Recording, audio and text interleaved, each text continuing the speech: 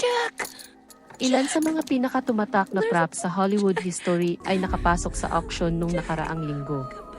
Simula sa latigo ni Indiana Jones, sa mga tsokolate ni Forrest Gump, hanggang sa kasumpa-sumpang palakol sa The Shining. Pero ang star ng subasta na naganap ay isang piraso ng kahoy. Subalit ang kapirasong kahoy na ito ay nagpagalaw ng imahinasyon at nagsimula ng debate sa loob halos ng 3 dekada. Ang kapirasong kahoy mula sa Titanic na sumagip kay Rose, sa kasamaang palad, hindi kasama si Jack ang naghari sa subastang naganap. Ito ay umabot sa halagang $718,750 para manguna sa 5 araw na event ayon sa Heritage Auctions. Ang pamusong kapirasong tabla na ito ay nakilala sa isa sa mga pinakasikat na pelikula noong 1997. Sa paglubog ng barkong Titanic, maraming mga pasahero ang na-stranded sa malamig na tubig ng karagatang Atlantiko.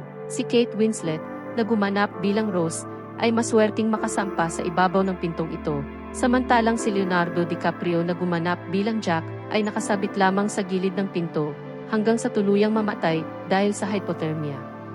Ang pinakamalaking eksena, totoo, ang climax ng eksena kung inyong mararapatin, ang mga katagang sinabi mismo ng nagsusubasta sa pagpapakilala ng item na ito. Maraming mga malalaking eksena, ngunit ito na, may nanalo na, dagdag pa nito.